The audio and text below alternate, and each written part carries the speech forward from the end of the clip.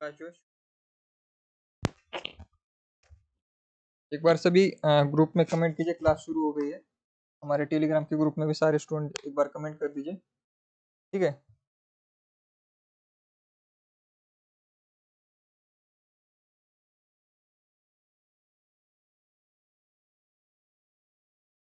एक बार सभी student comment कर दीजिए। आज कबीर को पढ़ेंगे हम। कबीर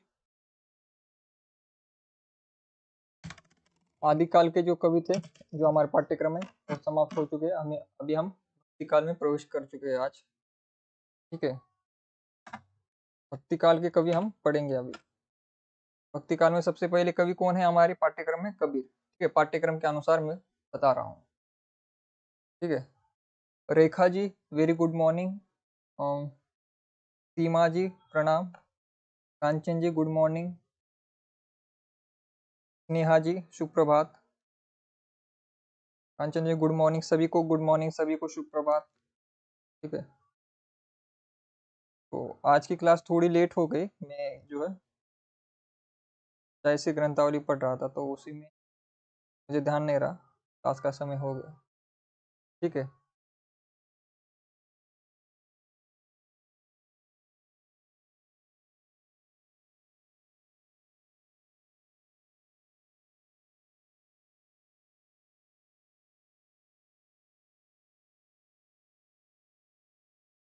अरे जैसी ग्रंथावली कल कल की क्लास हमारी जैसी पेरी होने वाली, ठीक है।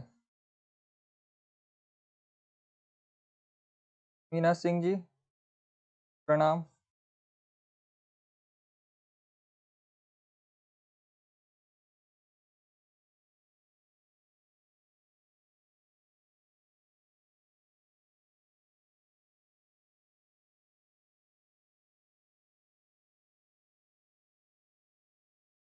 ठीक है, कोई बात नहीं।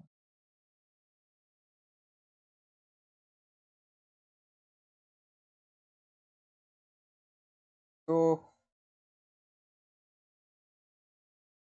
आज हम पढ़ेंगे कबीर को, ठीक है। कबीर हमारे पाठ्यक्रम में जो कबीर के पद लगे हुए हैं, वो जो है हजारी प्रसाद द्विवेदी ने जो ग्रंथ संपादित किया है कबीर नाम से। ग्रंथ का नाम ही कबीर है, ठीक है।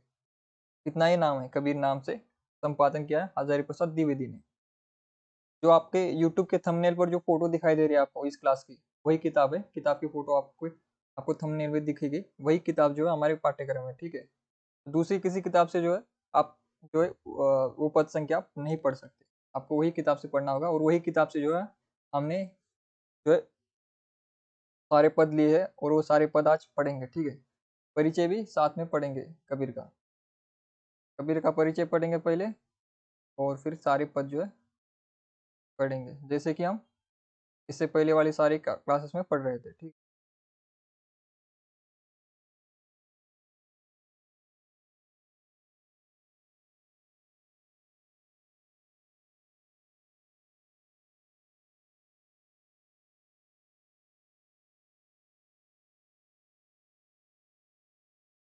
विद्यापति को कल हमने पढ़ा था। विद्यापति का जन्म कहाँ हुआ था? कल की क्लास के कुछ प्रश्न मैं पूछ लेता हूँ। विद्यापति का जन्म कहाँ हुआ था? विद्यापति का जन्म कहाँ हुआ था, ये जरा बताइए कमेंट करके। विद्यापति का जन्म कहाँ हुआ था? अनु जी प्रणाम।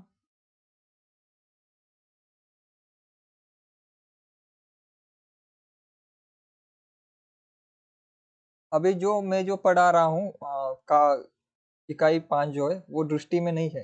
मैं जो पढ़ाता हूँ, अभी जो मैं पढ़ा रहा हूँ, ये आपको किसी किताब में नहीं मिलेगा। दृष्टि या फिर पांडे या फिर किसी दूसरी किताब में तो ये मैटर नहीं मिलेगा आपको। ये मैटर यहीं मिलेगा। तो दृष्टि की किताब में ये नहीं है, इसलिए आपको जो है यहीं से पढ़ना होगा इसे, ठीक है। ये कबीर ये जो है दृष्टि में नहीं है इस प्रकार से लिखा हुआ, पॉइंट टू पॉइंट। इसमें ज़्यादा पॉइंट्स है, ठीक है। सारे कवियों के जो एक्स्ट्रा पॉइंट्स है, जैसे हमने खुसरो के बारे में लिया कि खुसरो की माता राजपूत थी, ये आपको कम जगहों पर मिलेगा किताबों में, ठीक है। तो ऐसे जीवन परिचय में जो है बाकी किताबों से थोड़ा ज़्यादा लिखा गया है इसमें। कबीर का जन्म काल और विभिन्न विद्वानों के अनुसार, ये थोड़ा आगे चला गया।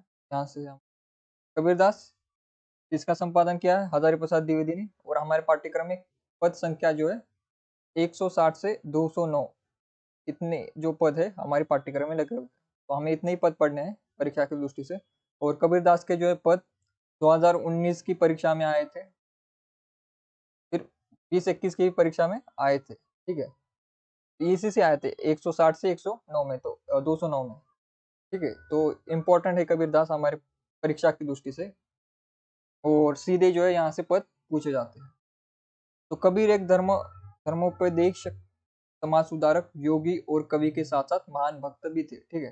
धर्मोपदेशक थे, धर्म के ऊपर उपदेश देते थे कि धर्म में जो कुरीतियां हैं, हिंदू धर्म और इस्लाम धर्म दोनों ही धर्मों पर उन्होंने टीका की है, आलोचना की है, दोनों धर्म की समालोचना की है, ठीक है। जो बुराइयां हैं उनके बारे में उन्होंने बताया। दोनों धर्मों में जो कुरीतियां प्रचलित हो गई थी समाज में, तो उनको शुद्ध करने का, साफ करने का काम कबीरदास ने किया है, इसलिए उनको धर्मोपदेशक और समाज सुधारक कहा जाता है, ठीक है। और साथ साथ वो कवि थे।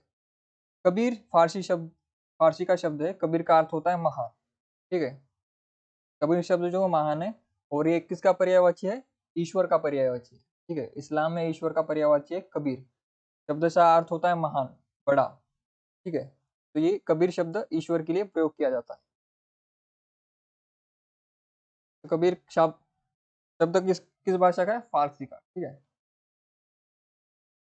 कबीर का जन्म विक्रमी संवत 1455 में काशी नामक स्थान पर हुआ।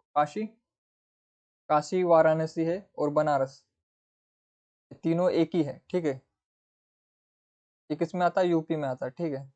उत्तर प्रदेश राज्य में काशी शहर है, और काशी में जो है एक बड़ा विश्वविद्यालय है, BHU, हिंदी साहित्य के लिए बहुत बड़ा काम किया है उस विश्वविद्यालय, ठीक है।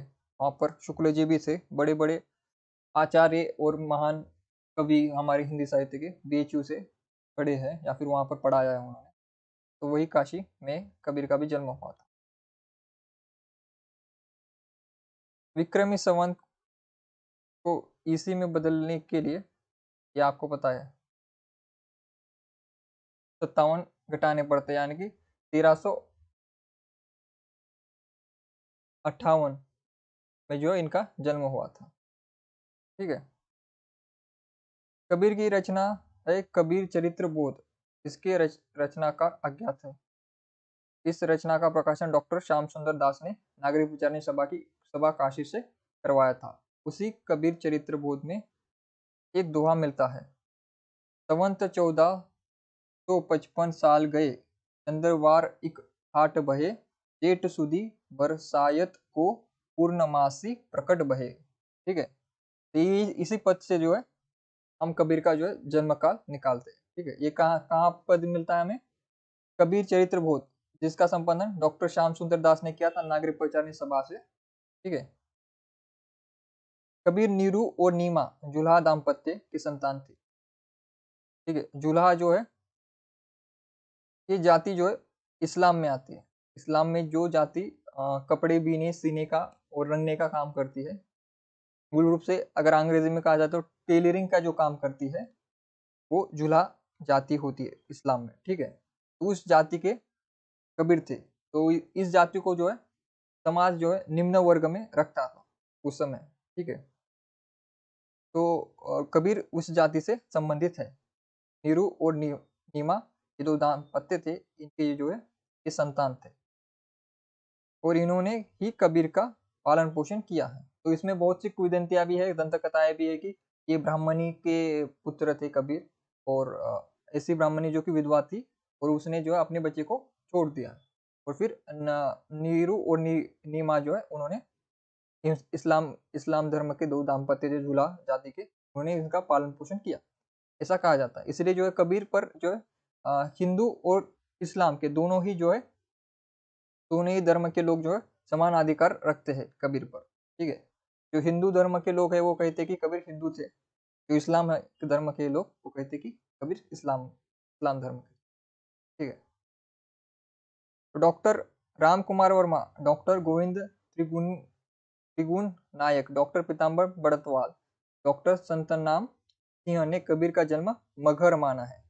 ठीक है, मगर इनमें इंपॉर्टेंट कौन है? राम कुमार वर्मा, पीताम्बर दत्त बड़तवाल, ये दो बड़े आलोचक ने मगहर इनका जन्म स्थान माना है। जबकि जो है सामान्य मत से जो इनका जन्म काशी है, काशी के बाजू में ही मगर है। ठीक है, अगर नदी पार करके उधर जाओगे काशी से तो मगर आता है। और मगर और काशी में जो है दो जो है हमारे हिंदू धर्म में दो बातें मगर और काशी में आती है कि अगर किसी की मृत्यु होती है तो अगर उसे काशी में जलाया जाए और नदी में उसकी जो है अस्थियों को बहाया जाए तो उसे स्वर्ग मिलता है।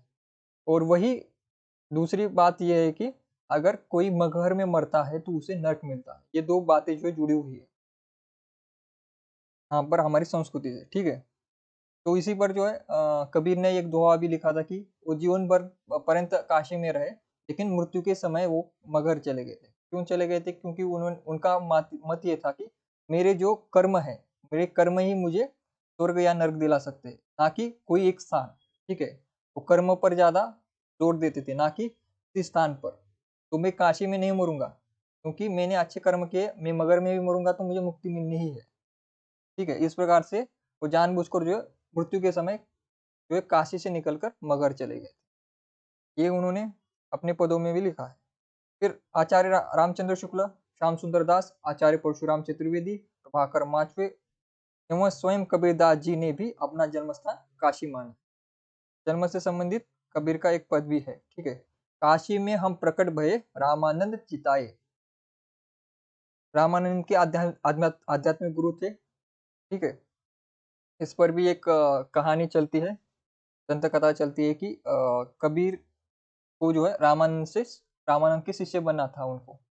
तो वो उनके पास गए तो उनकी तो भेंट तो नहीं हुई। तो उनको पता चला कि हर दिन जो है काशी में जो है रामानंद जो नदी किनारे जो स्नान करने जाते हैं। तो वो एक दिन जो है कबीर सीढ़ियों पर लेट गए और रामानंद सुबह सुबह भोरे में आ रहे थे, उनका पैर जो है कबीरदास को लगा। तो लगते ही उन्होंने राम राम शब्द कहा। ठीक है, तो वही इसी वाक्य को उन्होंने गुरु मंत्र मानकर उनका शिष्य जो है खुद को स्वीकार कर लिया कि रामानंद का। और आजीवन जो है अपने पदों में राम नाम से एक ईश्वर की आराधना की। लेकिन जो कबीर के राम है वो निर्गुण निराकार है, वो जो है अयोध्या के राम नहीं है, ये भी उन्होंने पदों में कहा है। ठीक है, सिख धर्म के गुरु ग्रंथ साहब में भी करीब कबीरदास जी की वाणी को स्थान मिला है। ठीक है, तो कबीर का खुद का एक पंथ है, कबीर पंथ, आपको पता है। लेकिन कबीर साथ साथ हिंदू धर्म, इस्लाम धर्म और सिख धर्म, ठीक है, इन तीनों धर्मों में इनका उल्लेख आता है। तीनों धर्म के लोग कबीर को मानते हैं, इसलिए कबीर का स्थान काफी बड़ा हो जाता है।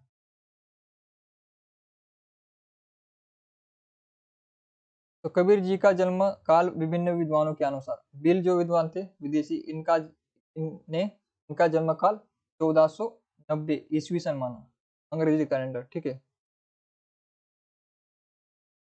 फरकुहर ने जो है 1400 से 1518 माना है। मेका लीफ जो कि ये भी विदेशी है, 1300 से 1420 उन्होंने जीवन और मृत्यु माना है। बेसकत और स्मिथ ने 1440 से 1580 माना है। हंटर ने जो 1300 से 1400 के बीच इनका जन्म और मृत्यु माना। और आचार्य रामचंद्र शुक्ल, राम कुमार वर्मा, आचार्य हजारी प्रसाद द्विवेदी और श्याम सुंदर दास, इन चारों ने कबीरदास जी का जन्म 1398 अठानवे से 1518 माना है। ठीक है, और यही जो जन्म काल है सबसे सटीक है और आपको परीक्षा में पूछा जाए तो यही लगाना है। ठीक है, कहीं पर भी कोई इंटरव्यू में पूछे, कहीं पर भी कोई प्रश्न आए तो आपको यही जन्म काल रखना है, बाकी सबको छोड़ना है क्योंकि ये सर्वमान्य जन्म काल है और क्योंकि ये कबीर के पंक्तियों में आता है इसलिए इसे ज्यादा। कबीर जी का जन्म स्थान भी सर्वमान्य काशी है। ठीक है, काशी उनका जन्म स्थान है। अगर सीधा पूछा जाए, किसी व्यक्ति का नाम ना लेकर, किसी विद्वान का नाम ना लेकर अगर पूछा जाए तो आपको बताना है कबीर का जन्म स्थान काशी है और उनका जन्म हुआ था 1398 में। ठीक है, और मृत्यु हुई थी 1518 में। ठीक है, ये आपको बताना है। तो कबीर का निधन 1518 ईस्वी सन में हुआ था। भक्तमाल की टीका में एक पद मिलता है। भक्तमाल नावादास की रचना है, आपको पता है भक्तमाल नावादास की रचना है में सारे जो भक्त कवि थे उनके बारे में संग्रह किया गया है। संवत 1575, ठीक है, यहाँ पर संवत है और उसमें से हमने माइनस करके डेट निकाले, ठीक है, 57 माइनस करके डेट निकाली है इस क्वेश्चन की। संवत 1575 कियो मगहर को गोन माघ सुदी एकादशी प्रत्यो पोन में पोन जो काशी मरे मोख भाव ही राम ही कौन निहोरा। तो ये नीचे वाली जो है कबीर की पंक्ति है, जो काशी मरे मोख भाव ही राम राम ही कौन निहोरा, यानी कि काशी में मरने पर मोक्ष मिल ही जाता है फ्री में। तो कबीर को फ्री में कोई चाहिए नहीं था, उन्होंने भक्ति की थी तो वो उनके कर्तृत्व से उनको राम की शरण चाहिए थी, इसलिए वो मगर चले जाते, ठीक है। यह पद कबीर परचाई में मिलता है जिसकी रचना अनंत दास ने किया था, ठीक है। कबीर परचाई में ये नीचे वाला जो है मिलता है हमें। कबीरदास के गुरु रामानंद थे, स्वयं कबीर ने माना है, ठीक है, ये सर्वमान्य भी है। कबीर जी ने आध्यात्मिक गुरु उनको ही माना है, जैसे एकलव्य ने माना था ये इसको द्रोणाचार्य को, उसी प्रकार से कबीर भी उनके शिष्य है, ठीक है। मुसलमान विद्वानों के अनुसार इनके गुरु शेख तकी, ठीक है, दो मत चलते हैं, एक इस्लाम मत चलता है और हिंदू मत चलता है, ठीक है। इनकी मृत्यु पर भी जो है एक दंत कथा चलती है कि जब इनकी मृत्यु हुई तो जो मुस्लिम धर्म के लोग थे और हिंदू धर्म के लोग थे, दोनों झगड़ा करने लगे कि इनकी जो है, हिंदू कहने लगे कि इनको जो है जलाया जाएगा, जैसे कि हिंदू परंपरा में होता है, लेकिन मुसलमान लोगों ने कहा कि इनको जो है दफनाया जाएगा, क्योंकि इस्लाम में दफनाया जाता है, हिंदू में जलाया जाता है, इसमें झगड़ा कर दिया दोनों ने, ठीक है। इतने साल तक जो है कबीर समझाते रहे, हिंदू मुसलमान को जोड़ते रहे, लेकिन उनकी मृत्यु के बाद भी उनकी अनुयायी हिंदू और मुसलमान में ही बढ़ गए और कहने लगे। और कहानी इस प्रकार है कि जब उन्होंने उनकी जो उनकी जहाँ पर पार्थिव शरीर था वहां देखा तो वहां पर फूल जो है थे, तो उनका शरीर वहां से गायब हो गया था, फूल वहां पर थे। ये एक दंत कथा है, ठीक है, रियलिटी से इसका कोई संबंध नहीं, लेकिन एक कथा चलती। कबीर सिकंदर लोदी के समकालीन थे, ये आपको प्रश्न याद रखना है। सिकंदर लोदी शासक उनके समकालीन थे, उन पर सिकंदर लोदी के द्वारा किए गए अत्याचारों का वर्णन किया गया है, ठीक है। 1488 से 1517 के समकालीन लोदी ने उन पर अत्याचार किया था। इसका वर्णन स्वयं कबीर ने भी साखी के राग गोड़ के पदों में किया है, ठीक है। तो ये लोदी जो था किसी का सगा नहीं था, ठीक है, चाहे हिंदू हो मुसलमान हो, दोनों को परेशान करता था, ठीक है। तो इन पर जो है सिकंदर लोदी ने काफी अच्छा अत्याचार किया है और ये भी कहा जाता है कि उनको मारने का प्रयत्न भी किया गया था, लेकिन कबीर बच गए। फिर कबीर हिंदी साहित्य के भक्ति काल के निर्गुण काव्यधारा के ज्ञानाश्रयी संत काव्यधारा के कवि है, ठीक है। ज्ञानाश्रयी को संत काव्यधारा भी कहा जाता है, भक्ति काल की निर्गुण काव्यधारा है। निर्गुण काव्यधारा की दो शाखा है, एक तो ज्ञानाश्रयी होगी, दूसरी कौन सी है बताइए, जल्दी कमेंट कीजिए। दूसरी शाखा कौन सी है, निर्गुण काव्य की दूसरी शाखा कौन सी है, जल्दी बताइए।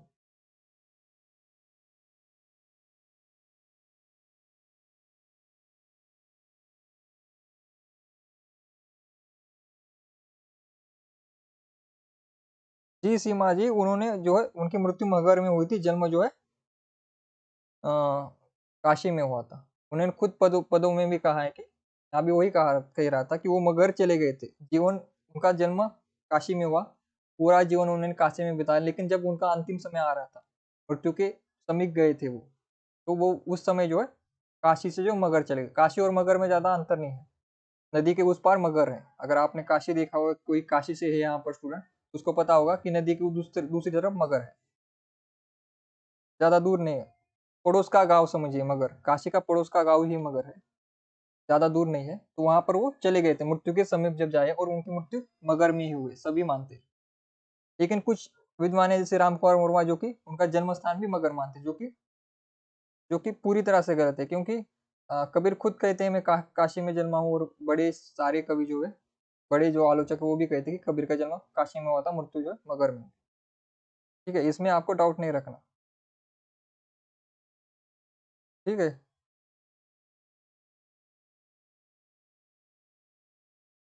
रेखा जी, रोजी जी,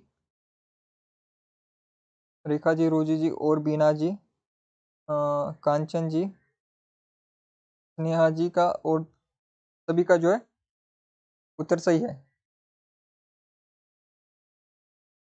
मीना जी, आप काशी से है, अच्छी बात है, आपने देखा होगा मगर।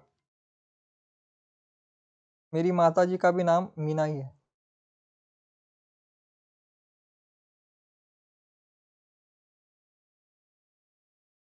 हाँ, तो स्नेहा जी और मीना जी को पता होगा, काशी, काशी के बगल में ही मगर है, और कहा जाता है कि मगर में जो मरता है उसे नर्क मिलता है, और काशी में जिसकी आ, आरती जलाई जाती है उसे स्वर्ग मिलता है। ये हमारी संस्कृति में पहले से ही लिखा हुआ है। ठीक है? तो कबीरदास जी की रचनाएं, अधिकांश विद्वान कबीर की एक ही रचना बीजक को मानते हैं। ठीक है, बीजक को ही एक रचना मानते हैं। बीजक के पदों का संकलन कबीर के शिष्य धर्मदास ने किया था, और ये बात आपको याद रखनी है कि कबीर की जो गद्दी है, कबीर की मृत्यु के पश्चात धर्मदास को मिली थी, क्योंकि प्रधान शिष्य कौन है? धर्मदास। और इन्होंने ही जो है इनके बीजक का संकलन किया था, क्योंकि कबीर जो है अनपढ़ थे, को लिखना पढ़ना नहीं आता था, लेकिन उनके पास ज्ञान था। तो जो लिखने का काम है उनके शिष्य, प्रमुख शिष्य धर्मदास ने ही किया, संपादन किया, और उसके बाद कबीर की मृत्यु के पश्चात कबीर पंथ को धर्मदास ने ही संभाला आगे। ठीक है, तो डॉक्टर नगेंद्र के अनुसार कबीर के कुल 63 जो है रचनाएं माना है। नगेंद्र ने 63 रचनाएं मानी है, जिसमें प्रकाशित रचनाओं की संख्या जो है 43 मानी है। इनमें 43 में से प्रमुख रचनाएं अनुराग सागर, विवेक सागर, मोहम्मद बोध, हंस मुक्तावली, ज्ञान सागर, ब्रह्म निरूपण, रक्षा बोध की रमैनी, विचारमाला, कबीर गोरख गोष्ठी। इनमें 20 रचनाएं अप्रकाशित है। ठीक है, तो नगेंद्र कितनी रचनाएं मानते हैं? इनकी 63 मानते हैं, और जिसमें से 43 जो है प्रकाशित है, ऐसा कहते हैं, और उसमें से कुछ रचनाओं के नाम यहाँ पर लिखे हुए हैं। ठीक है, कबीर की पत्नी का नाम लुई था। इनकी दो संतानें थी, कमला और कमली, कमाल और कमली। ठीक है, कमाल और कमली दो, एक पुत्र और एक पुत्री। ठीक है, दो संतानें थी, एक पुत्र था एक पुत्री थी। कमाल इनका पुत्र और कमाली इनकी पुत्री। कमाल उद्दंडक प्रवृत्ति का नास्तिक था, कबीर के शिष्यों का कथन था। ठीक है, तो कमाल या फिर कमली, इन दोनों को भी जो है गद्दी नहीं मिली थी। गद्दी किसको मिली थी? धर्मदास को। बूढ़ा वंश कबीर का उत्पन्न भयो कमाल, ये पंक्ति प्रसिद्ध है उनके बेटे के लिए, कमाल के लिए।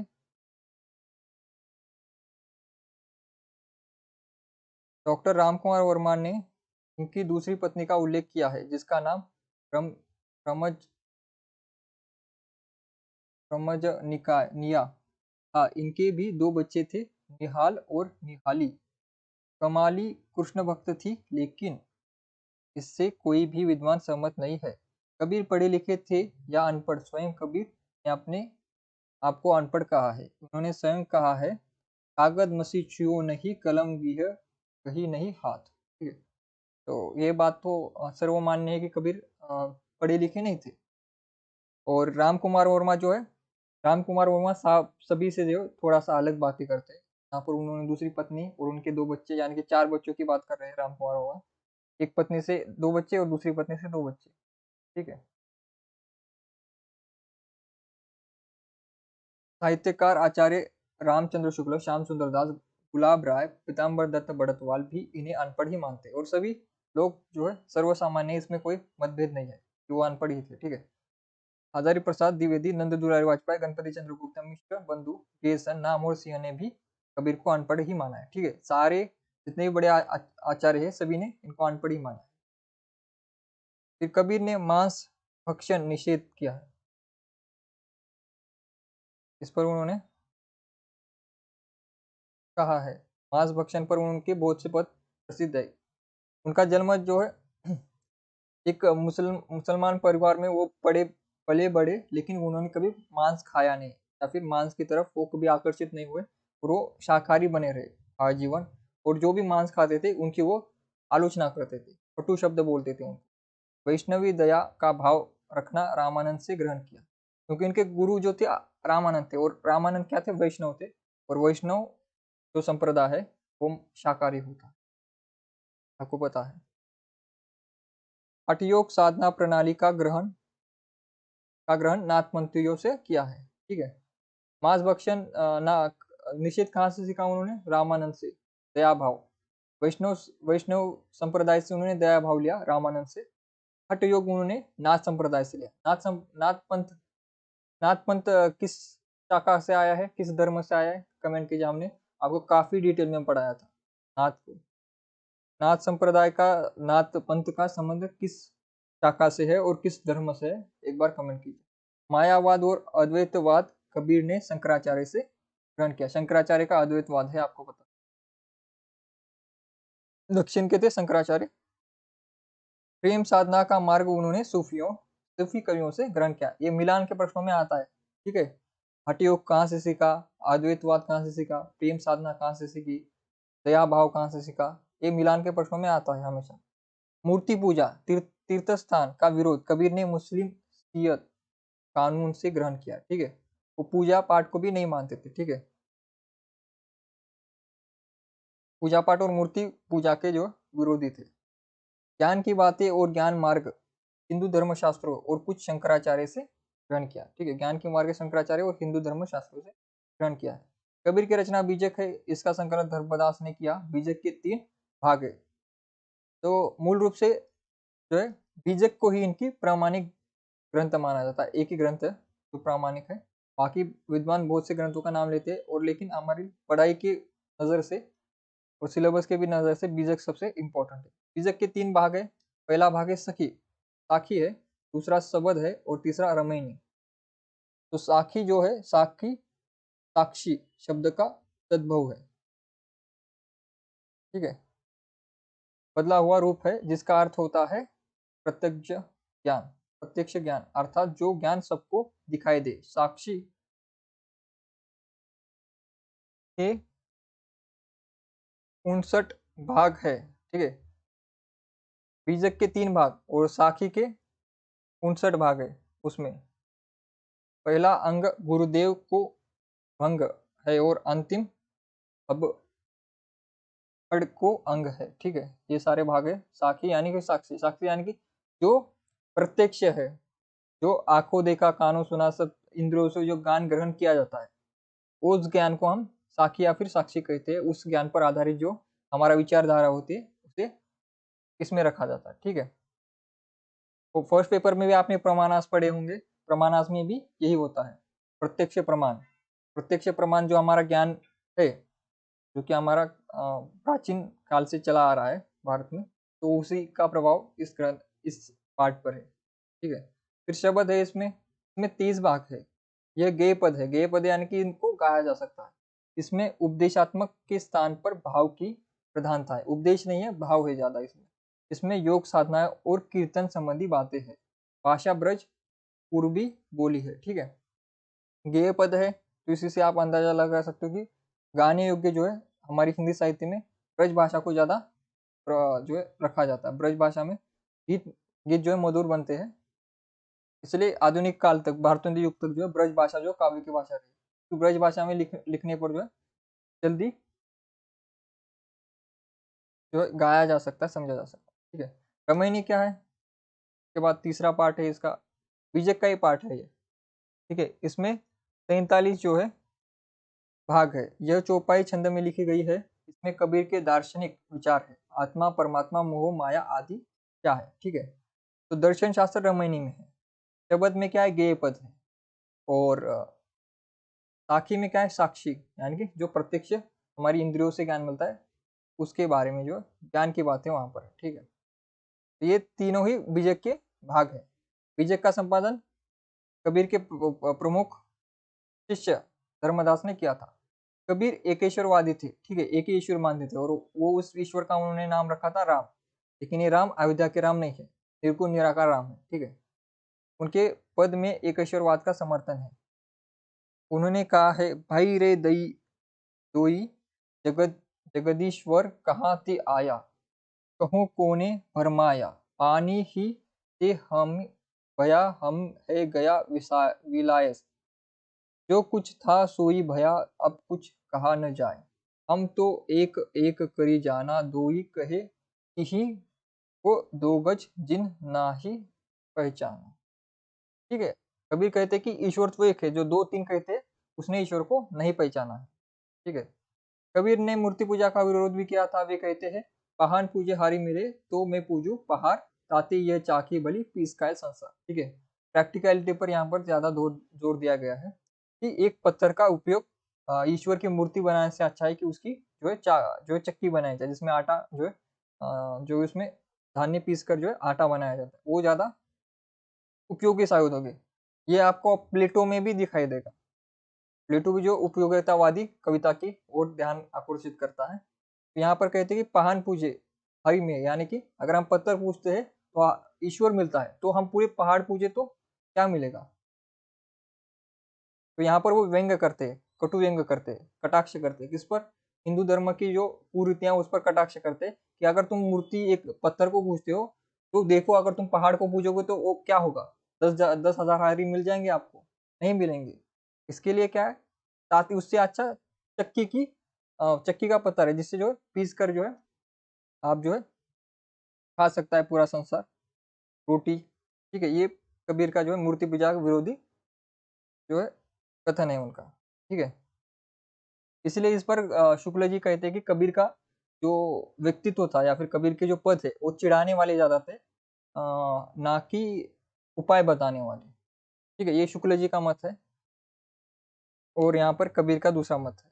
कबीर ने अनाज का विरोध किया है, अजान का विरोध किया है। वे कहते हैं, काकड़ पाथर जोरी के, अजान जो हम इस्लाम धर्म में जो एक दिन में 5 बार अजान ली जाती है, ईश्वर को याद किया जाता है। इस्लाम धर्म में ये मान्यता है कि ईश्वर को 24 घंटों में 5 बार जो है याद करना चाहिए उनके। ठीक है, तो उसे अजान कहते हैं।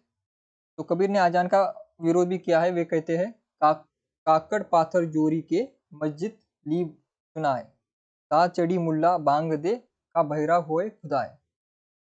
ठीक है, तो वो कहते हैं कि पत्थर, काकड़ यानी कि ईंट दीवार पत्थर, उससे हमने मस्जिद बना ली। और उसके बाद जो मुल्ला यानी कि मौलवी साहब, जो कि धर्म गुरु होते हैं इस्लाम में, वो जो है आज़ान की शुरुआत करते हैं। उसी आज़ान के साथ जो है जितने भी एक शहर में इस्लाम धर्म को मानने वाले व्यक्ति है, वो जो है अल्लाह को याद करते हैं। तो ये यहाँ पर वो वहाँ पर प्रहार करके कहते हैं कि क्या ईश्वर बहरा हो गया है, जो आपको आज़ान जो है इतना जो है सबको चीख चीख कर बोलना पड़ता है। ठीक है, ये कबीर के मत है। अद्वैतवाद, जल में कुंभ, कुंभ में जल है, बाहर भीतर पानी, कूट कुंभ जल जल ही समाना, यह सत्य कथ्यो यानी। ठीक है, ये है कबीर की, ये कबीर का पद, लेकिन इस पर प्रभाव किसका है, अद्वैतवाद का। ठीक है, अद्वैतवाद में क्या है, अद्वैतवाद में ईश्वर और भक्त यानी कि मनुष्य और ईश्वर में अंतर नहीं है, वो अद्वैतवाद कहता है। शंकराचार्य का ये मत है, वही शंकराचार्य का मत को यहाँ पर कबीर लेकर आते कि जो हमारा शरीर है वो जो कुंभ की तरह है, यानी कि घड़े की तरह है, जो बाहर का आवरण है, लेकिन अंदर क्या है, पानी है। और ईश्वर क्या है, बाहर बाहर भी ईश्वर पानी है। लेकिन ये शरीर जो है, ये अगर हम हटा दे, इसकी मृत्यु हो जाए, तो जो है ईश्वर और मनुष्य मिल जाते हैं।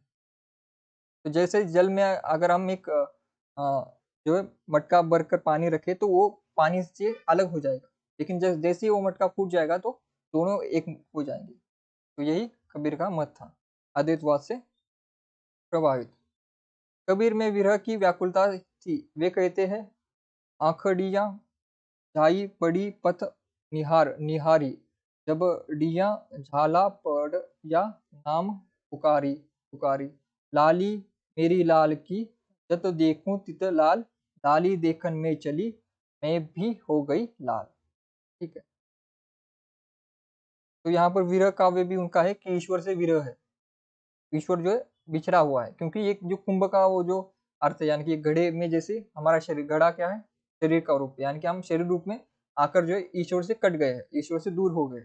जैसे ही हमारी मृत्यु हो जाएगी तो हमें मोक्ष मिल जाएगा, हम ईश्वर से मिल जाएंगे। तो विरह क्यों है? क्योंकि हम पृथ्वी लोक पर आ गए हैं और ईश्वर से हम दूर हो गए। जब ये आवरण मिट जाएगा, आवरण क्या है, शरीर का, ये शरीर का आवरण जब मिट जाएगा तब ईश्वर और मनुष्य, आत्मा और परमात्मा मिल जाएंगे।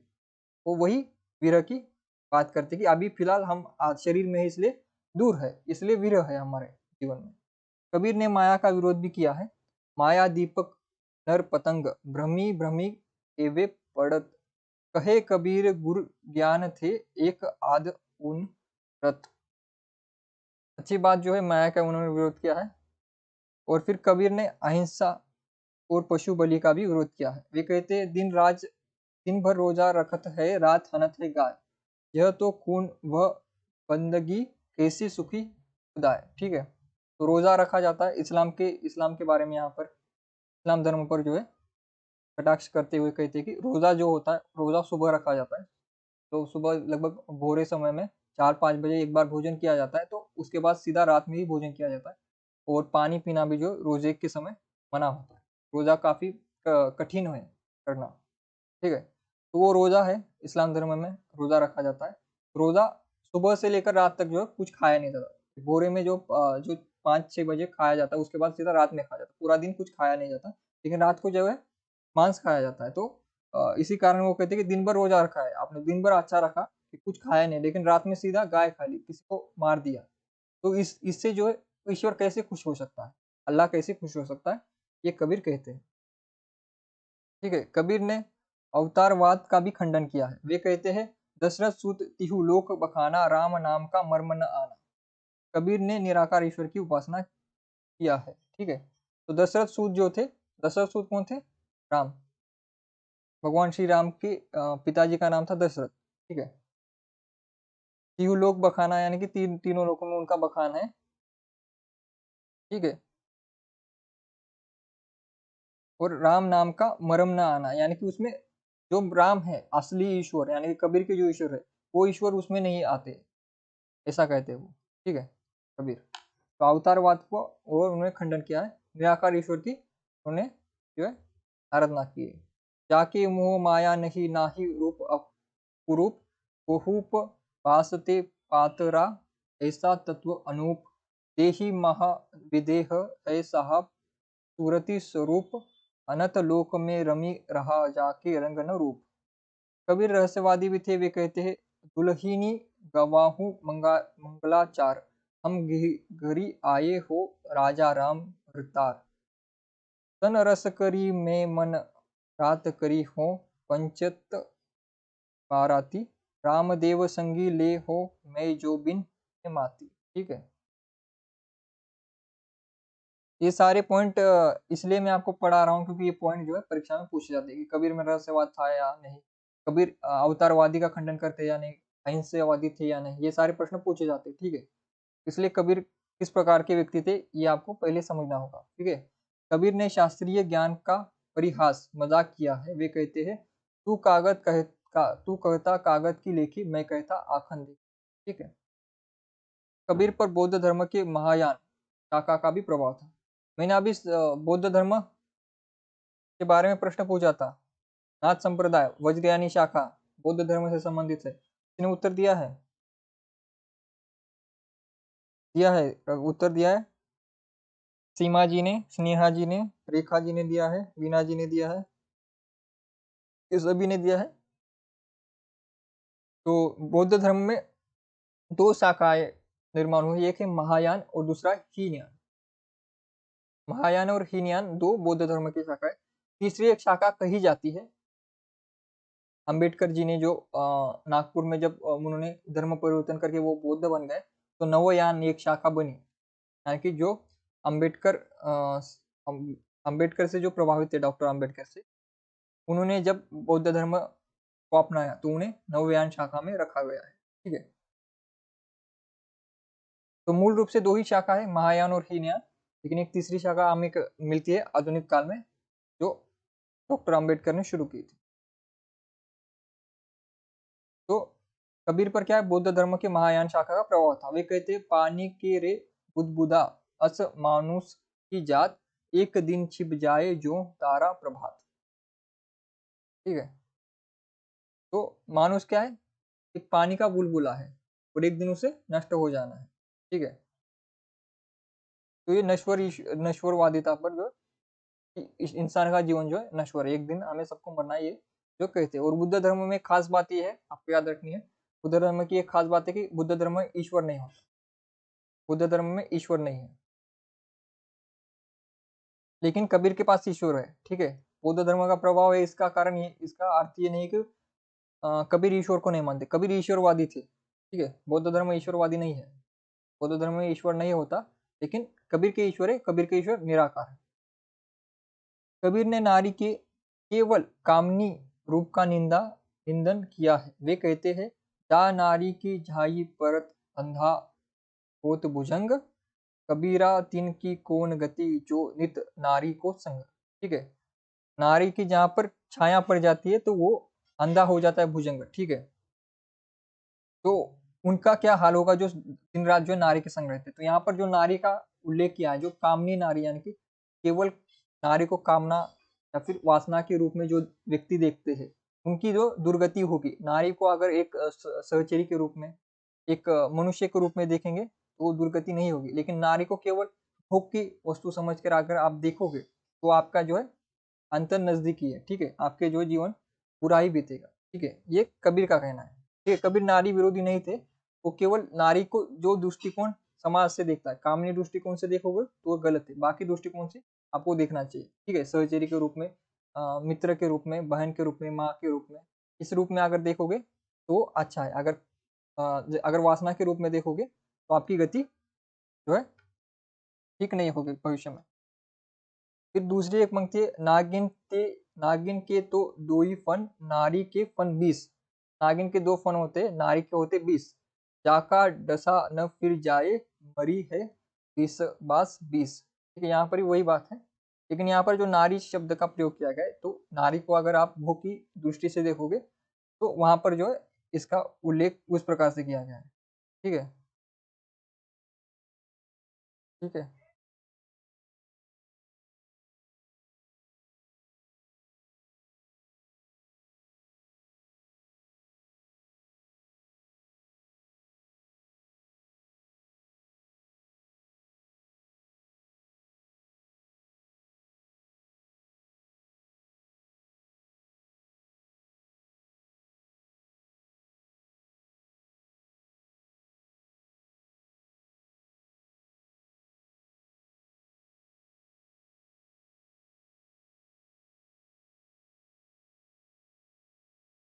ठीक है, तो ये सब कुछ कबीर जो है कहते हैं। तो कबीर आपको समझ आ रहा है। ठीक है, कबीर पर जो है सारे बुद्ध धर्म, इस्लाम धर्म, सूफियों का, अद्वैतवाद का, लगभग जितने भी भारत में दर्शन धर्म थे, उनका प्रभाव आपको दिखता है कबीर पर लगभग। ठीक है, कबीर ने ईश्वर की तुलना में गुरु को उच्च स्थान दिया है। वे कहते हैं, गुरु गोविंद दो दो खड़े काके लागू पाए, बलिहारी गुरु आपनो गोविंद क्यों बता। ठीक है, गुरु का स्थान ईश्वर से ऊपर है। ये पंक्तियां बार बार आती है और काफी प्रसिद्ध है। तो अभी कबीर की भाषा देख रहे हैं। कबीर की भाषा में ब्रज, पंजाबी, खड़ी बोली, अरबी और फारसी, इन पांचों भाषाओं की शब्द मिलते हैं। इसलिए पंचमेल खिचड़ी इनकी भाषा को कहा जाता है, सदुकड़ी या फिर पंचमेल खिचड़ी। ठीक है, पंचमेल खिचड़ी यानी कि 5 भाषा जो है, ब्रज, पंजाबी, खड़ी बोली, अरबी और फारसी। अरबी फारसी ही उर्दू है। ठीक है, अरबी फारसी के शब्द मिलकर और खड़ी बोली और बाकी ब्रज अवधि से जो शब्द मिलकर बनी हुई भाषा है वो उर्दू भाषा है। ठीक है, उर्दू की आपने कुछ शब्द नहीं है, उर्दू जो है 2-3 भाषाओं से मिली हुई भाषा है। ठीक है, श्याम सुंदर दास ने कबीर की भाषा को पंचमेल खिचड़ी कहा है। ये आपको याद रखना, इंपॉर्टेंट पॉइंट यहाँ पर है, ये परीक्षा में पूछा जाएगा। ठीक है, पंचमेल खिचड़ी किसने कहा है? श्याम सुंदर दास ने। तदुकड़ी किसने कहा है? शुक्ल ने। ठीक है, और भाषा का डिक्टेटर या फिर वाणी का डिक्टेटर, दोनों भी शब्द यूज कर सकते हो, भाषा हो या फिर वाणी का डिक्टेटर हजारी प्रसाद द्विवेदी ने कहा है। ठीक है, तो ये तीनों ही कथन परीक्षा की दृष्टि से काफी इंपॉर्टेंट है। पंचमेल खिचड़ी श्याम सुंदर दास कहते हैं, श्याम सुंदर दास सबसे पहले आते हैं। ठीक है, फिर आज रामचंद्र शुक्ल आते हैं, वो साधु कड़ी कहते हैं। रामचंद्र शुक्ल के बाद हजारी प्रसाद द्विवेदी का समय है, उन्होंने भाषा का डिक्टेटर कहा है इनको। बाबूराम सक्सेना ने कबीर को अवधी भाषा के प्रथम संत कवि कहा है। क्या अवधी भाषा का प्रथम संत कवि किसने कहा है? बाबूराम सक्सेना ने। वासुदेव सिंह के अनुसार भाषा की दृष्टि से कबीर सच्चे लोकनायक थे। ठीक है, ये चारों पॉइंट्स जो आपको लिख कर रखने हैं। ठीक है, क्योंकि ये तीनों पॉइंट ऊपर के बहुत बार पूछ चुका है, तो नीचे के जो 2 पॉइंट है ये नेट पूछ सकता है। ठीक है, तो अवधी भाषा का प्रथम संत कवि किसने कहा, ये पूछा जा सकता है, क्योंकि नेट जो है अभी बड़े आलोचकों की जगह पर जो कम प्रसिद्ध आलोचक है उन पर ज्यादा ध्यान दे रहा है। तो ये 2 पॉइंट भी आपको याद रखने। सच्चे लोकनायक किसने कहा है? वासुदेव सिंह ने कहा है। ठीक है, डॉक्टर उदय नारायण तिवारी के अनुसार वास्तव में कबीर की मातृभाषा बनारसी बोली थी, क्योंकि उनका जन्म कहाँ पर हुआ था? काशी। काशी, बनारस और वाराणसी तीनों ही एक ही शहर का नाम है। ठीक है, जो भोजपुरी का विस्तृत रूप था। नागरिक प्रचारणी सभा काशी से प्रकाशित कबीर ग्रंथावली की भूमिका में श्याम सुंदर दास के आधार पर कबीर की भाषा का निर्णय करना टेढ़ी खीर है, क्योंकि वह खिचड़ी है। उदय नारायण तिवारी क्या कहते हैं? उनकी भाषा बनारसी है, क्योंकि श्याम सुंदर दास ने उनकी भाषा को पंचमेल खिचड़ी कहा था। तो उन पर टीका करते हुए उदय नारायण तिवारी कहती है कि उनकी पंचमेल खिचड़ी भाषा नहीं है, उनकी भाषा जो है बनारसी, यानी कि बनारस में जो भाषा बोली जाती है वो भाषा उनकी है। ठीक है, फिर कबीर के विषय में विद्वानों के विशेष कथन क्या है? आचार्य रामचंद्र शुक्ल के अनुसार प्रतिभा उनमें बड़ी प्रखर थी। ठीक है, ये काफी इंपॉर्टेंट है। प्रतिभा उनमें प्रखर थी, किसने कहा था? शुक्ल ने कहा था। ठीक है, ये इंपॉर्टेंट है, प्रतिभा उनमें प्रखर थी। हजारी प्रसाद द्विवेदी ने वे नूरसिंह की साक्षात प्रतिमूर्ति थी।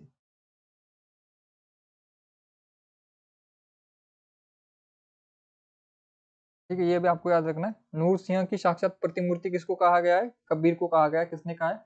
हजारी प्रसाद द्विवेदी ने कहा है। बीजक का संपादन कबीर ग्रंथावली के नाम से श्याम सुंदर दास जी ने किया है।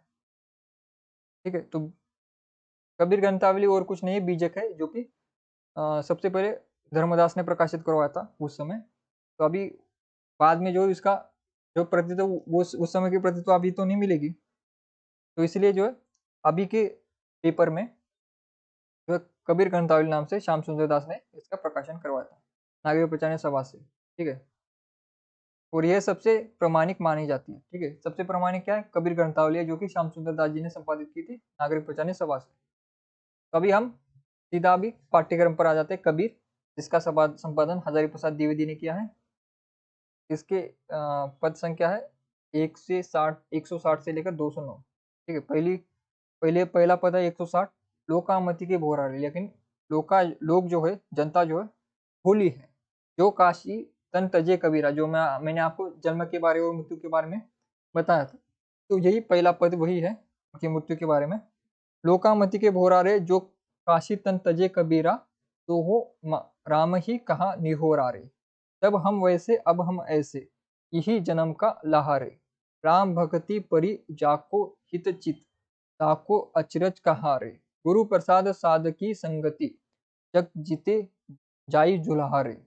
कहे कबीर सुन रे संतो, ब्रह्मी परे जिनी कोई रे। जस तासी तस मगर ऊसर। ऊसर का अर्थ होता है जहाँ पर कोई धान्य उपजता नहीं, उपजाऊ जमीन जो नहीं होती, उसे ऊसर कहा जाता है। ठीक है, जस काशी तस मगर ऊसर, हृदय राम सती कोई रे। ठीक है, यहाँ पर कबीर जो है हमारी मान्यता जो है उन पर प्रहार करते हैं, कि मान्यता ये है कि काशी में अगर आपको मृत्यु मिलती है, या अगर काशी में आपके जो है देह को जलाया जाता है और उनकी जो है अस्थियों को गंगा में बहाया जाता है, तो आपको मोक्ष मिलता है। तो ये हमारी संस्कृति में सब पहले से चला आ रहा है। वहां पर टीका करते थे कबीर और कहते कि हमें मुक्ति काशी से नहीं मिलेगी। हमें मुक्ति कब मिलेगी? हम जब संतों के साथ रहेंगे, राम का नाम लेंगे, राम की भक्ति करेंगे, गुरु का साथ होगा, गुरु का आशीर्वाद होगा और गुरु का ज्ञान अगर हम ग्रहण करेंगे, इसका मोटा मोटा तौर क्या है कि अगर हम कर्म करेंगे, अच्छे काम करेंगे, अच्छा जीवन यापन करेंगे, तो हमारे लिए काशी और मगर एक समान ही है। चाहे हम काशी में मरे, चाहे हम मगर में मरे, ठीक है। तो यहाँ पर वो कटाक्ष करते, प्रहार करते, ठीक है, जो अंधविश्वास है उस पर प्रहार करके कहते हैं कि काशी और मगर एक समान है, अगर आपने अच्छे काम किए तो आपको सती मिल जाएगी, आपको मोक्ष मिल जाएगा। और इसी कारण वो इसको प्रूफ करने के लिए वो मगर चले गए थे, ठीक है। केवल बोले बोले नहीं, उन्होंने उन्हें करके भी दिखाया, मगर चले गए फिर मृत्यु के समय, ठीक है। मृत्यु से कुछ दिन पहले या फिर कुछ साल पहले वो मगर चले गए थे, 1 साल पहले। इसके अगले वाला पद है, पूजा सेवा नेम व्रत गुड़ियन का सा खेल, जब लग प्यू पर से नहीं तब लग संशय मेल, ठीक है। दूल्हा उनकी जाति थी, इस्लाम धर्म की जाति है, जो कि कपड़े का काम करती है, ठीक है। टेलरिंग जिसे अंग्रेजी में कहेंगे, तो उसका जो काम करती है दूल्हा जाति, ठीक है। किसी को कोई डाउट नहीं है?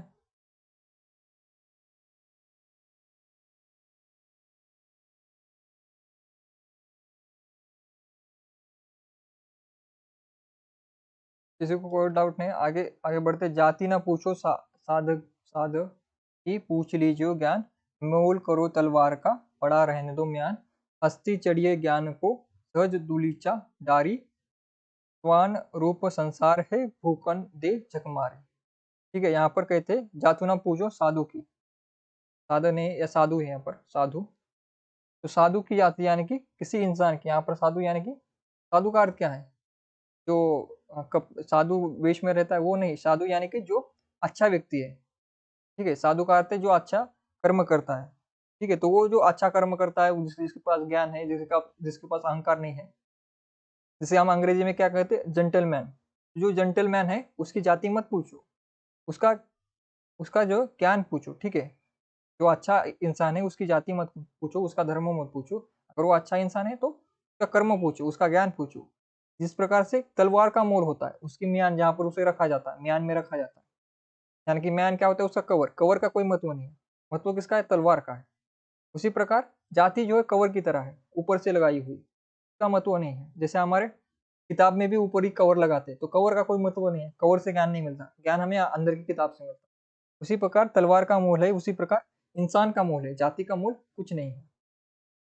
तो वहां पर आगे उसे उदाहरण के साथ कहते हैं कि जो जाति पाति जो पूछते हैं, लेकिन हमारी जनता क्या है, जाति पाति में ज्यादा मानती है, तुम्हारी जाति कौन सी है, मेरी जाति कौन सी है। तो वहां पर जो ज्ञानी लोग हैं उनको वो मार्गदर्शन करते हुए कहते हैं कि हस्ती चढ़िए ज्ञान को, यानी कि हाथी रूपी ज्ञान पर चढ़िए आप, सहज दुलीचा डालिए, यानी कि दुलीचा यानी कि हाथी पे ऊपर जो कपड़ा रखा जाता है, जैसे जो आप हाथी पर बैठने पर आपको कंफर्टेबल फील हो, तो आप हाथी पर कपड़ा डाल के आराम से जो गद्दा डालकर बैठ जाइए, जो ज्ञानी लोग हो। और जो ये जो स्वान रूप यानी कि कुत्ता, स्वान यानी कि कुत्ता, वो स्वान कहा जाता है। तो स्वान रूपी जो संसार है, जो संसार कहता है तुम्हारी जाति ये है, तुम्हारी ये है वो, उसको भूखने दो, ठीक है। तो ये ज्ञानी लोगों को नीचे कहते हैं, पहले तो सब जनता को कहते कि जाति मत पूछो, लेकिन जो ज्ञानी लोग हैं उनको तो पूछे ही गए कौन सी जाति, जैसे कर्ण को पूछा जाता था तुम्हारी जाति क्या है। तो आप जब हम पढ़ेंगे, रश्मि रत्ती पढ़ेंगे, तो वहां पर भी कर्ण कहते कि जाति अगर पूछनी है तो पूछो मेरे भुजबल से, ठीक है, यानी कि मेरे कर्म से पूछो। वही बात कहते जो ज्ञानी लोग है, वो हाथी के ऊपर जो है उलझा डालकर बैठ जाइए और ये स्वान रूपी संसार को भूखने दीजिए। वो क्या कहता है, उसे इग्नोर कीजिए, जस्ट इग्नोर, ठीक है।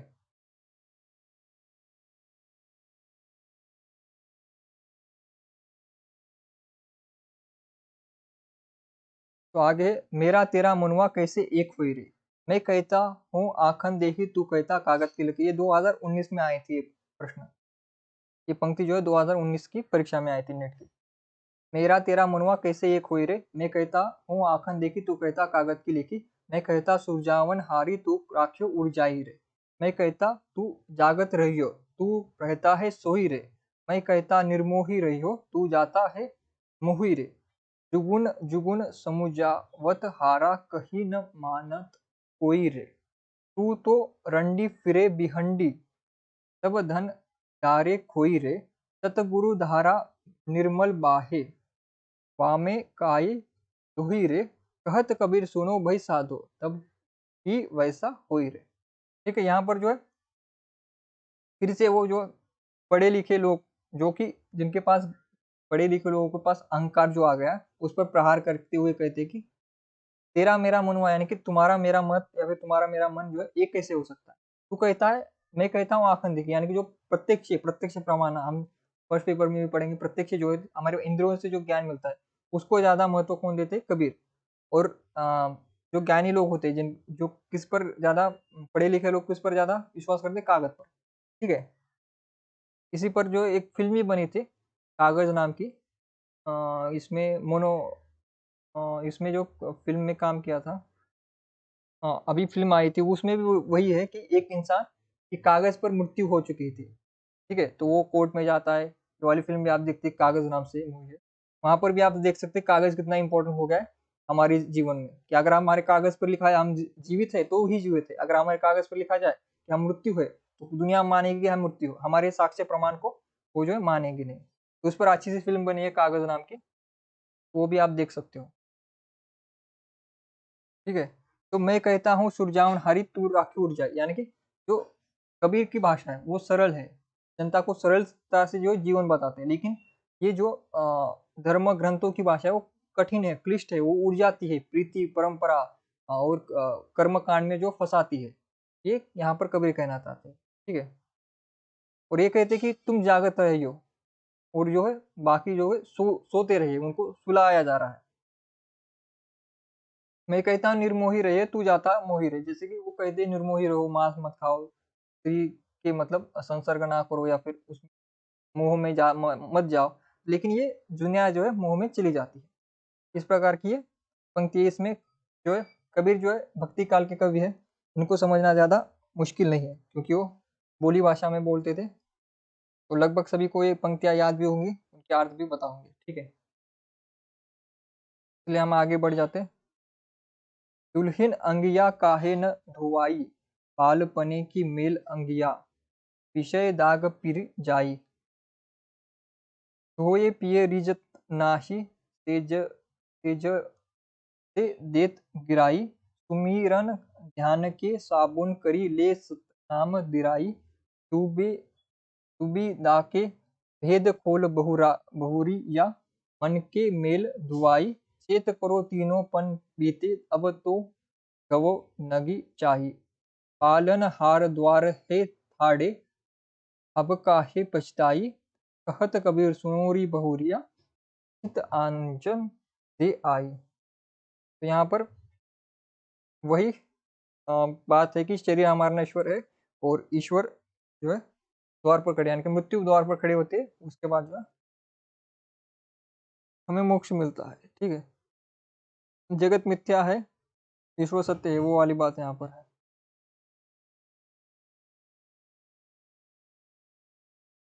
ठीक है, आगे बढ़ते हैं हम। मोरी चुनरी में परिव्यो दाग पिया, पांच तत्व की बनी चुनरी।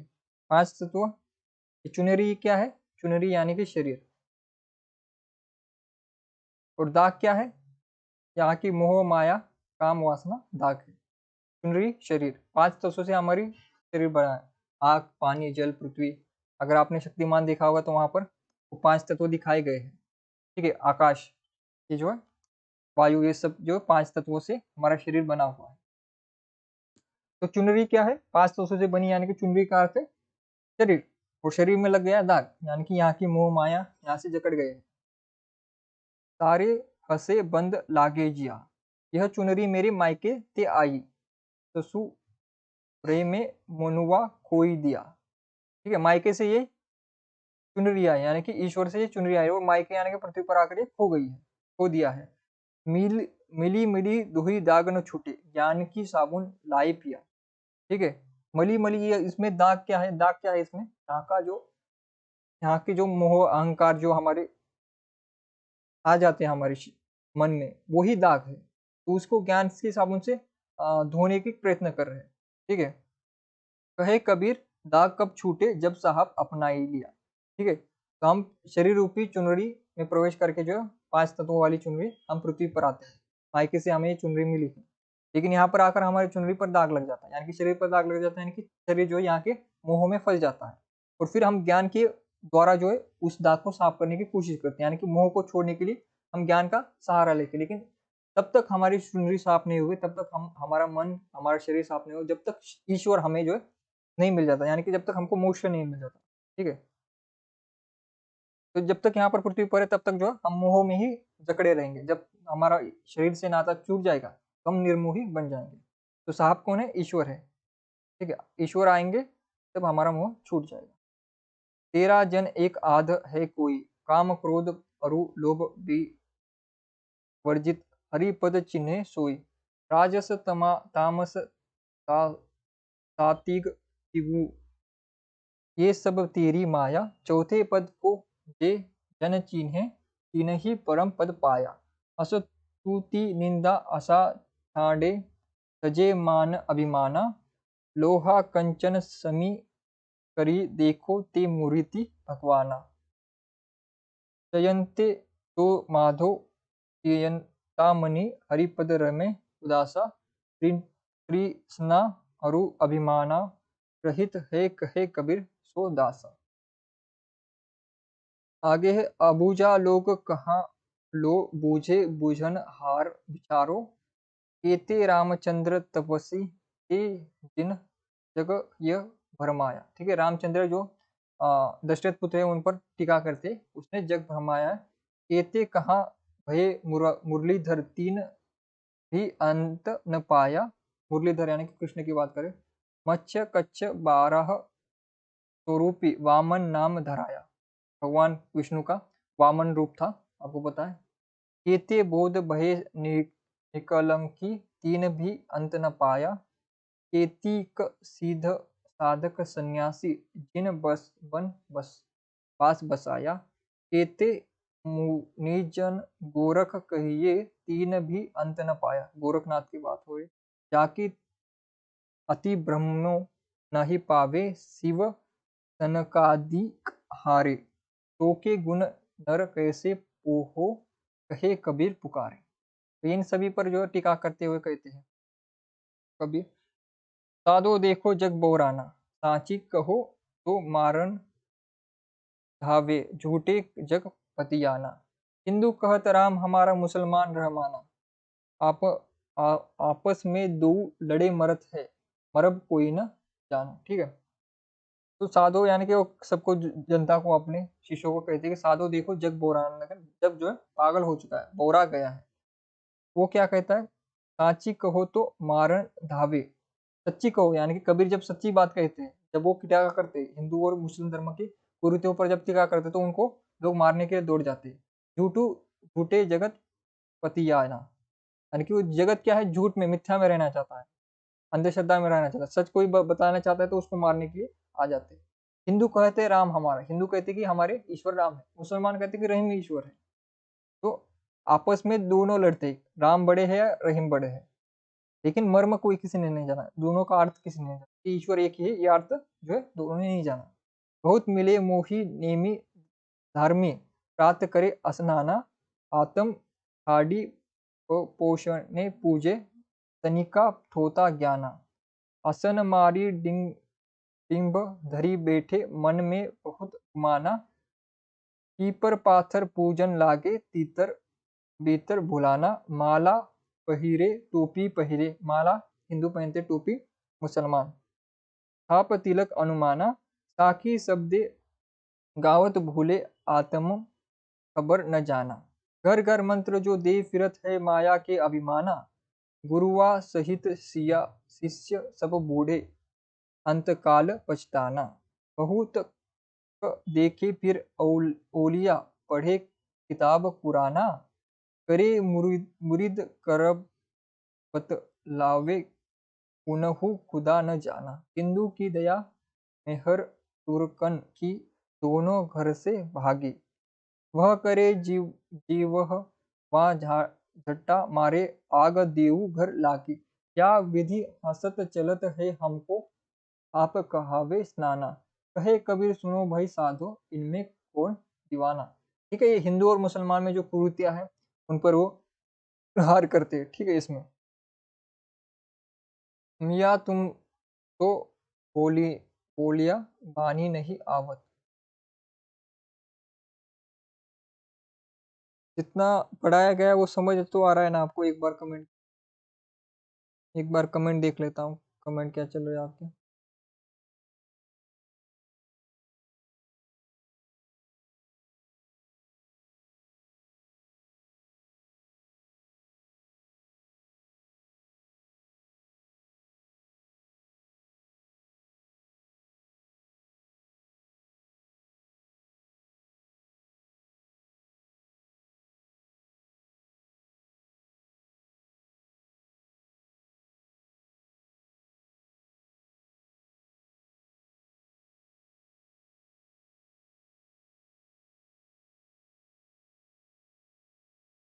ठीक है, कमेंट एक बार करिए, कमेंट एक बार देख लेता हूँ मैं। मियाँ तुमसो बोली बोलिया बानी नहीं आवे, हम मसकीन खुदाई बंदे तुम्हारा जस मनी भावे। अलह अवली दिन का साहिब जोर नहीं फुरमाया, मुर्तद पीर तुम्हारे है को कहो कहाँ थे आया। रोजा करे निवाज गुजारे कमले में हिसत न हुई, सतरी कब काबे इन दिल भीतरी जे करी जाने कोई। कसम पीछानी तरस करी जिया में, माला मानी करी पीकी आया जानी को जाने सब है बिस्त सिरी की। माटी एक भेप धरी नाना, सब में ब्रह्म समाना। कहे कबीर बिस्त छिटकाई, दिजग दिग्गज नहीं मन माना। यहाँ पर जो ब्रह्म सब में समाना है, अद्वैतवाद का सिद्धांत यहाँ पर लागू होता है। ठीक है, अद्वैतवादी पंक्ति है ये। यहाँ पर क्या ईश्वर और आत्मा एक है। ठीक है, वे क्यों काशी तजे मुरारी, तेरी सिवा चोर भय बनवारी। जोग तजी जति तपी सन्यासी, मठ देवाल बसी बरसे काशी। तीन बार जे नित प्रवि प्रति नहावे, काया भीतरी खराबी न पावे।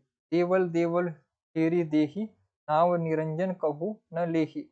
चरण दीवर काशी को न देहु, कहे कबीर भल नरक ही ये हूँ। ठीक, यहाँ पर वो वही प्रहार करते हैं। ये पूजा व्रत ये सब कुछ करने के बाद भी जो है आपको ईश्वर नहीं मिलेगा। आपको ईश्वर जो है कब मिलेगा? क्या आपने कर्म अच्छे किए होंगे, आपका मन शुद्ध होगा। बहुविध चित्र बनाए के हरि रचो कीड़ा रास। ठीक है, यही न इच्छा झुलावे की, ऐसी बुद्धि कहे पास। यहाँ पर क्या है, बहु चित्र बनाए, यानी कि ईश्वर के हमने बहुत मूर्ति साकार रूप दिखाए, बहुत सी कहानियां गढ़ी रची, इस पर जो प्रहार करते हैं ईश्वर के रूपों पर, सगुण रूपों पर। झूलत झूलत बहु कपल बीते, मन न छोड़े आस। रची हिंडोला आहो निसी, निसी हो चारी जुग चौमास। कहू कहू कबहू ऊंच से नीच, कबहू सरग भूमि ले जाए। अति ब्रह्म ब्रह्म हिंडोलवा हो, एको नहीं ठहराया। डरत हो यह झूलबे को, राखू साधवराय। कहे कबीर गोपाल विनंती, शरण हरि तू पास। चली मैं जोखी में पिए की, माटी नहीं सोची यह जय की। रहे नित पास ही हमारे, न पाऊँ यार को हेरे। विकल चाहूं और को दाहूं, तब हूँ नहीं कंत को पाऊं। धरो कही भांति तो धीरा, कहो गिर हाथ से हीरा। कटी जब नयन की जड़ाई, लक्ष्यो तब गगन में आई। कबीरा शब्द कही त्रासा, नयन में प्यार को पासा। फिर ये और पंक्तियां हैं यहाँ पर आगे वाली, कोई इंपॉर्टेंट जो पंक्तियां हम पढ़ लेते हैं।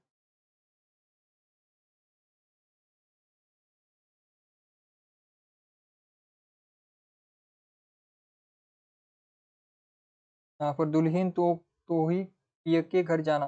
यहाँ पर कबीर जो है खुद को दुल्हन या फिर स्त्री के रूप में भी जो है अपने आप को उल्लेखित करते हैं। ये भी आपको एक इम्पोर्टेंट ध्यान बात रखनी है कि कबीर की यहाँ पर आत्मा स्त्रीलिंग है और ईश्वर जो है पुल्लिंग है, ठीक है। ईश्वर पुरुष है, आत्मा स्त्री है। दुल्हीन तो ही पिए के घर जाना, यानी कि पिए के घर यानी कि ईश्वर के। काहे रोवो रोवो काहे गावो, काहे करत वहाना, काहे परिहायो हरी हरी चुनरिया परी जो प्रेम के बाना, कहे कबीर सुनो भाई साधो बिन पिया नहीं ठिकाना, ठीक है।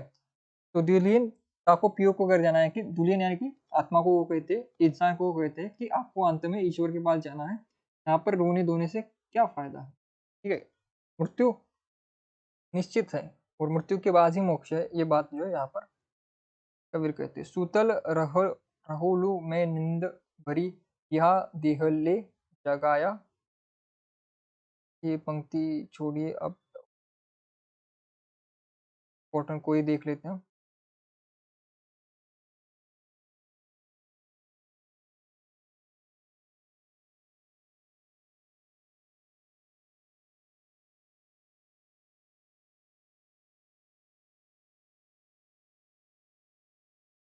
ये एक इम्पोर्टेंट है, ये भी आई गई थी।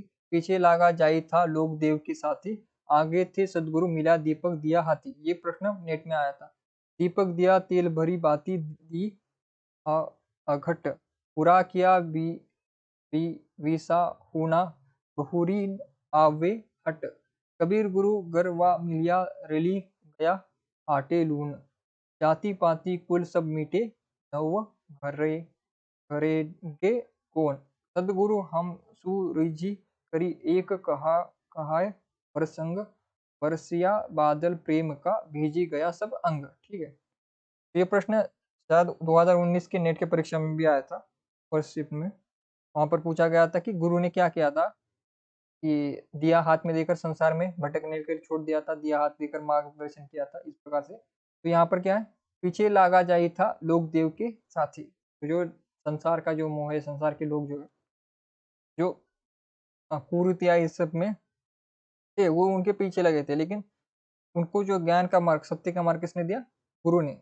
आगे थे सदगुरु मिला दीपक दिया हाथ, दीपक यानी कि ज्ञान, ठीक है, मार्गदर्शन दिया, पथक प्रदर्शन किसने किया, गुरु ने।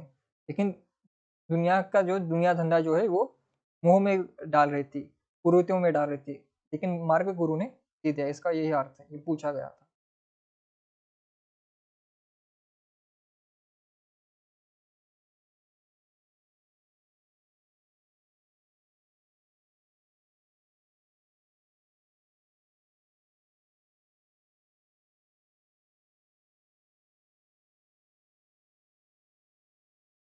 तो यहाँ ये सारी जो ये पंक्तियां हैं,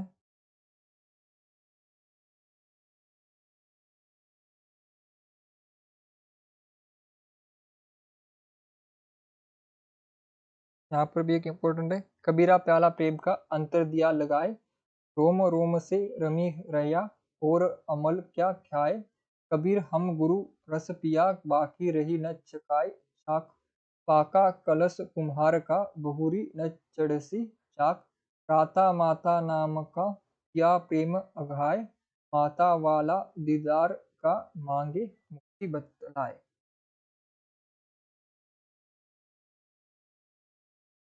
काल खड़ा सिर ऊपरे जागू, वीराने मीत, जाका घर है गेल में, तो कस सोए निश्चित।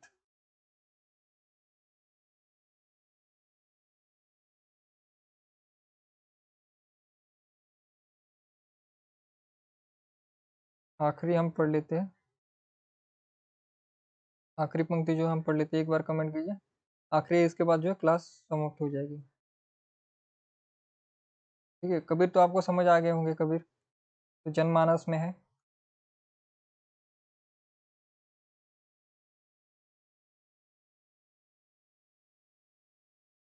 सभी को समझ तो आ रहा है ना कबीर के बारे में, कोई डाउट हो तो आप पूछ सकते हैं।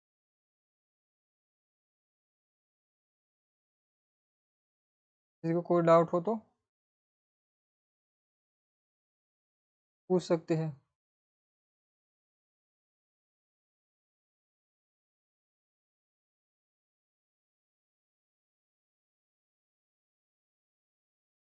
तो इनकी आखिरी पद ये है, आप आपन को आप ही बरसो, जैसे सोन हा कांच मंदिर में, भर मत भूखी मारो, जो के ही कह री वपु निरखी, रूप जल प्रतिमा देखी परो, ऐसे ही मद कज पाटक पाटिक शिला पर दर्शनी आनी अरो, मरकर मुठी स्वाद ना बरसे, घर घर नट जो, कह कबीर नल नी के सुवाना, तो ही कौन पर को। ठीक है, तो किसी को कोई डाउट हो तो पूछ सकता है।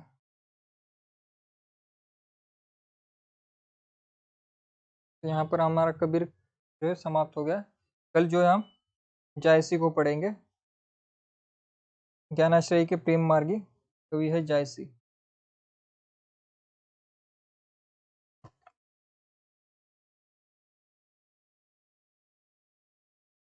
सारी पंक्तियां महत्वपूर्ण है कबीर की। ठीक है, जो इम्पोर्टेंट थी आपको उसका अर्थ भी मैंने बताया है और पढ़कर भी सुनाई है। ठीक है, एक बार एक पंक्ति आपने एक बार देख ली है तो जो है आपको पता चल जाएगा। जैसे कबीर की भाषा आपको वैसे भी पता ही चल जाती है, कबीर की भाषा में आपको पता ही चल जाता है कहाँ पर क्या है।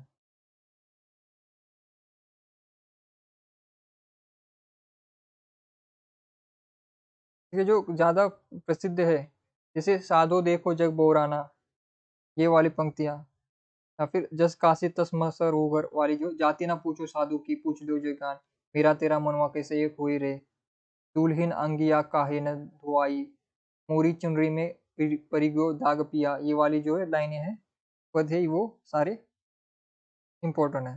ठीक है,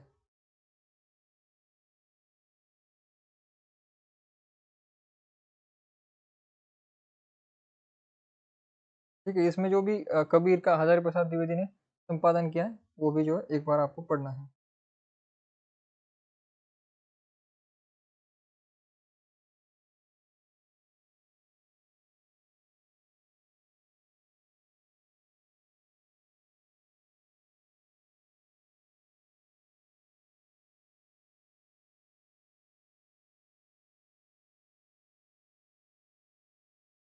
और एक खास बात यह है कि कबीर पंथ में आपको पता है, कबीर पंथ में जो है, जैसे कि हमने यहाँ पर बहुत सी पंक्तियां पढ़ी कि मेरी चुनरी में लगे दाग पिया।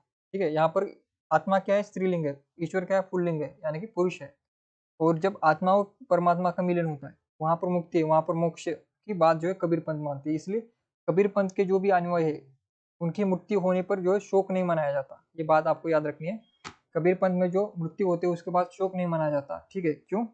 क्योंकि मृत्यु के बाद वो ईश्वर को मिल जाते हैं, यानी कि आत्मा परमात्मा का मिलन मानकर आनंद मनाया जाता है। ठीक है, कबीर पंथ में मृत्यु पर आनंद मनाया जाता है क्योंकि आत्मा और परमात्मा का मिलन हो चुका है। ठीक है, ये जो शरीर रूपी हमारा घड़ा था या फिर जो चुनरी थी वो हट गई है और आत्मा और परमात्मा का मिलन हो चुका है। ठीक है, जल और कुंभ की बात करते हैं कि कुंभ फूट गया है और जल अपने दोनों समा चुके हैं एक दूसरे में। ठीक है, तो मृत्यु के बाद कबीर पंथ के जो लोग हैं वो खुशियां मनाते हैं, मृत्यु के बाद शोक नहीं होता क्योंकि अंतिम सत्य मृत्यु है, अंतिम सत्य अंतिम मोक्ष जो है मृत्यु के बाद ही मिलने वाली। ठीक है, पृथ्वी तो ये क्या है, माया है। ठीक है, ये माया का आवरण है, इससे हमें छूटकर ईश्वर के पास जाना, ये कबीर पद का मत है। ठीक है,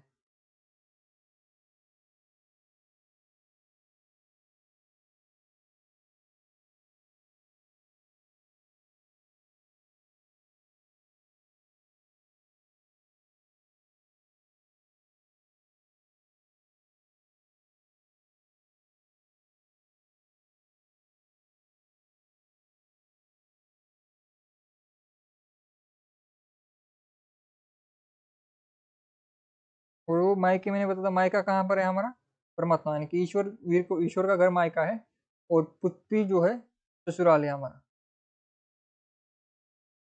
पृथ्वी जो है ससुराल है, जो आत्मा का प्रतीक है। ठीक है, बाकी आपको ये याद रखना है, साधुकड़ी किसने कहा था? साधुकड़ी शुक्ल ने कहा था। पंचमेल खिचड़ी श्याम सुंदर दास ने कहा था। वाणी का डिक्टेटर, भाषा का डिक्टेटर हजारी प्रसाद द्विवेदी ने कहा था। उन पर अद्वैतवाद का प्रभाव है उन पर रामानुज उनके गुरु थे। ठीक है, ये सारी बातें जो आपको याद रखनी है।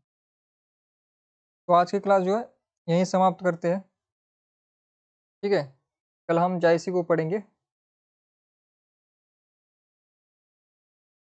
एक बार कमेंट कीजिए, कोई डाउट हो तो एक बार मैं कमेंट पढ़ लेता हूँ। रेखा जी का कमेंट है, कांचन जी का, नेहा जी का।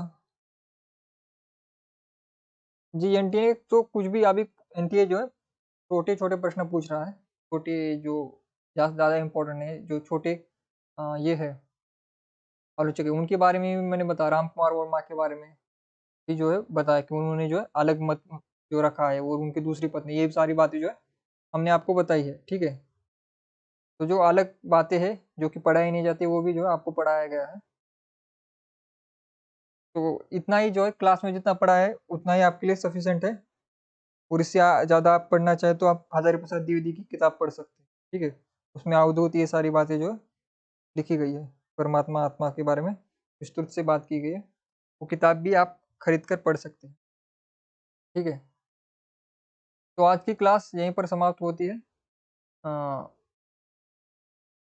सभी का धन्यवाद जितने भी स्टूडेंट जुड़े। ठीक है, 5 बजे की क्लास में आपको जुड़ना है।